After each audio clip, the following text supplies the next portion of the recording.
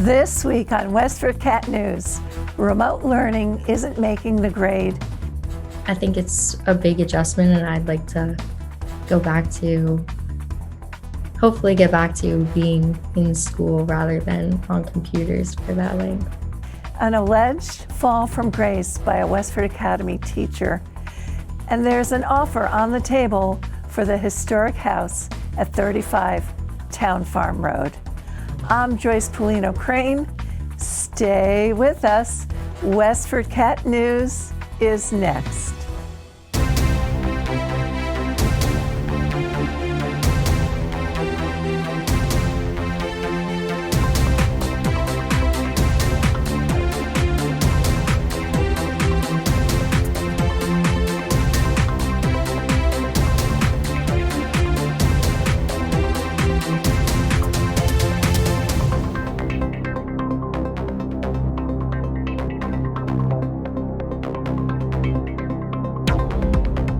Remote learning is wearing thin for Westford Academy students and many students across the country.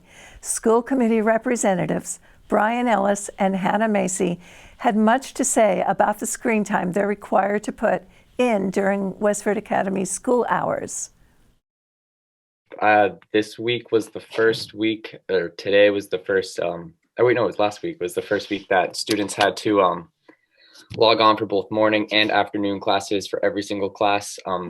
The beginning part of this year, most classes were doing some on the morning and the afternoon, and others were just doing both. Like for instance, my stats class, we have to go over a lot of information in that. So my teacher required us to log on to both because that's just what made sense. But a lot of my classes, for instance, like other classes, we didn't have to do that. Now we do, and that's definitely just overall like just so horrible for the students. I see no positive gain in it. It's just making this it's just making it more frustrating. Like a lot of times when I'm at home sitting on classes, it's frustrating, and like we're making it work, like I've said before, and teachers are all doing their best. But in reality, I often find myself thinking like, well, there's a lot of things I could be doing right now that would be a better use of my time. And now this is just making that like much more on a much bigger level. And I understand that it's from the state and not like a school committee's decision, but I just thought I'd put that out there because a lot of students are saying that they're just feeling like overwhelmed and like a waste of their time and like restless and anxious and whatnot, just all around the board.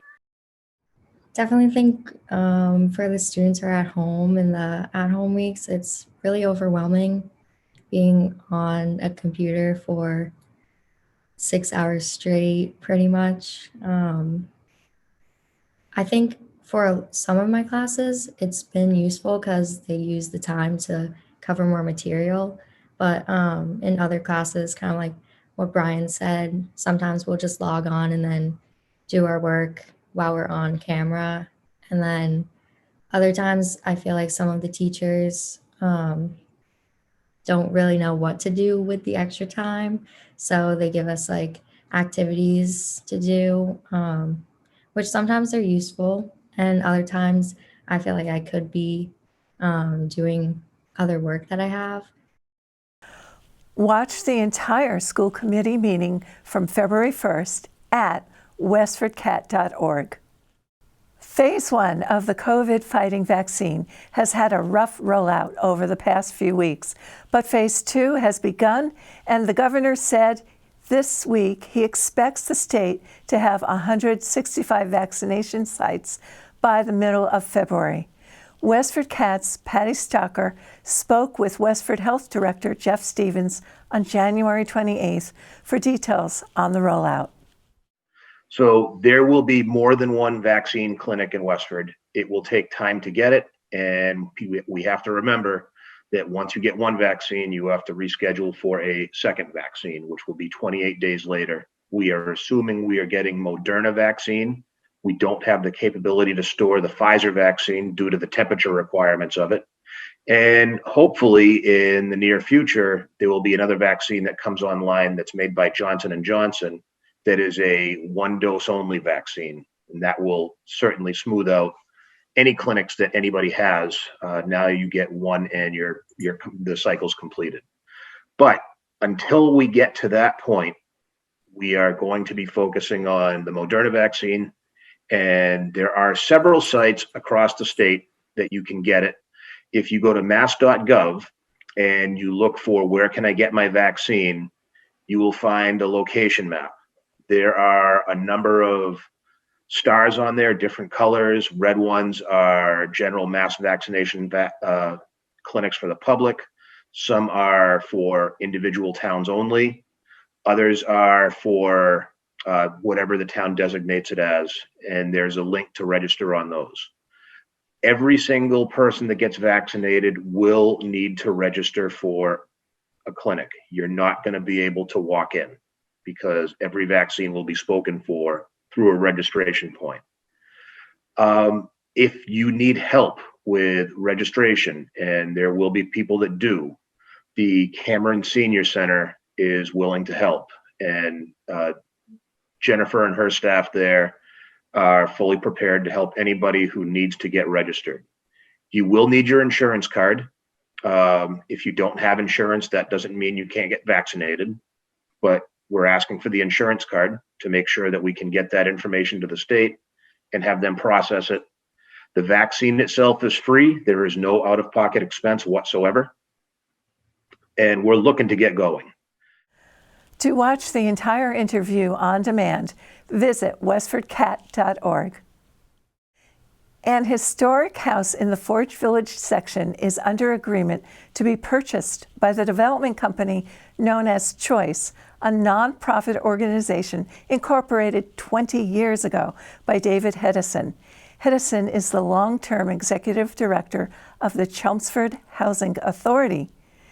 Ellen Hardy, chair of the 35 Town Farm Road Task Force, sat down with me for a Zoom chat on the history of the building and the land on which it sits.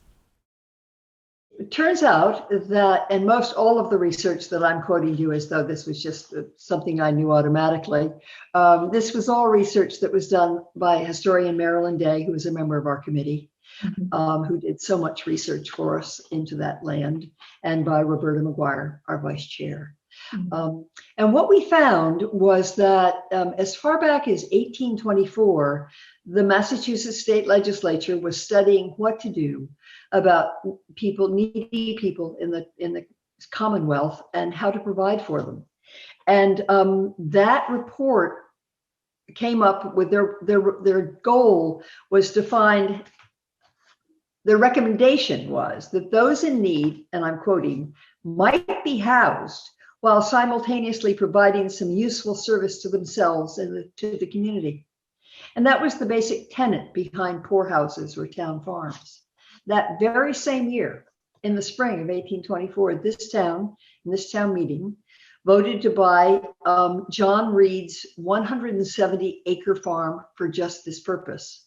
This is the land where the Bricktown Farm sits now on Town Farm Road, as well as everything across East Prescott Street, including where the bulk of it was where the Normandy Day School sits now, abutting Reed Brook, named for John Reed. And there was a farmhouse sitting where the Bricktown Farm sits now, and that was the almshouse for the first 7 years of the town's involvement in this experiment. It was an old house. It had been built in the late 1700s. So that became outdated, and the town tore it down, and town meeting voted to appropriate the money to build a new town farm at town meeting in 1837. And our records in this town, Joyce, of what our forefathers and mothers have done are really very detailed. So that report says that the town should build a 39-foot by 40-foot building, 2 stories high, with a buttery and a well room in the shed. And that's what we built. To learn more about the history of 35 Town Farm Road, visit WestfordCatNews.org and search for 35 Town Farm Road. You'll find an in-depth article on the land's past and future. Town Farm Road Task Force members Ellen Hardy and Roberta McGuire contributed to this story. My sincerest thanks to them. a Westford Academy social studies teacher who served as the president of the Teachers Union over the past year, will be charged in Air District Court on February 10th for criminal harassment and identification fraud, according to court office manager Deb Mickle. Mickle said Colson's file showed no attorney was involved. Colson did not return a call seeking comment. This is a developing story. We'll bring you updates as we get them. A 52-year-old Westford woman and her co-worker at Arbor Home Care Services, LLC, were each indicted on January 31st on one count of conspiracy to commit health care fraud, aiding and abetting, and one count of conspiracy to pay and receive kickbacks. Faith Newton, 52, of Westford, and Winnie Waruru, 41, of Lowell, were each indicted last week on one count of conspiracy to commit health care fraud, aiding and abetting. Newton was also indicted on one count of money laundering, conspiracy, and 7 counts of money laundering. In addition, Waruru was indicted on 2 counts of making false statements and 1 count of making a false statement in a health care matter. Newton and Waruru were arrested on January 31st, according to a press release from the U.S. Department of Justice. It is alleged that Newton and Waruru engaged in a conspiracy to use Arbor to defraud Mass Health and Medicare of at least $100 million by committing healthcare fraud and paying kickbacks to induce referrals. Newton then allegedly laundered the gains, according to the notice.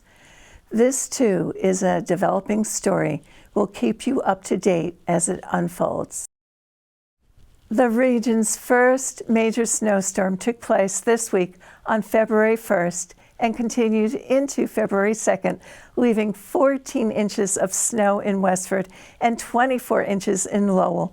National Grid, which supplies power to Westford, appeared to have no major outages. Some people made use of the snow by lighting fire pits for warmth and by building igloos in their backyards. That's it for now, Westford. I'm Joyce Polino Crane, and you're watching WestfordCAT News.